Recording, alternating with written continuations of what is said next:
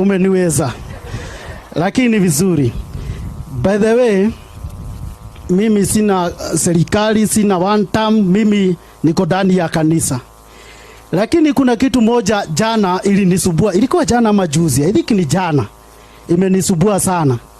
Na ndio nikakuja kujua afadhali kuongea ukweli katika hii maisha. Kuna kijana moja niliona ametolewa, inaitwa Manyani ama Mayani. Manyani. Jamaa anasemekana ni nephew ya Gachagua. Kai muonaga ni usire ko kana mukora huko. Yeah? Sasa mimi hiyo kitu sasa ndio nilikuwa na wacha tu niiseme initoke.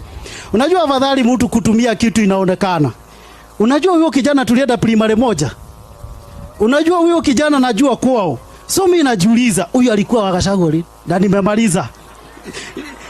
Hata kama wazee tunajua muhuri wa mbeo ni ahurire mbeo, kuna mahali huwezi hura bwana. Nĩ ngatho mũno na Ngai amũrathime. Ndauga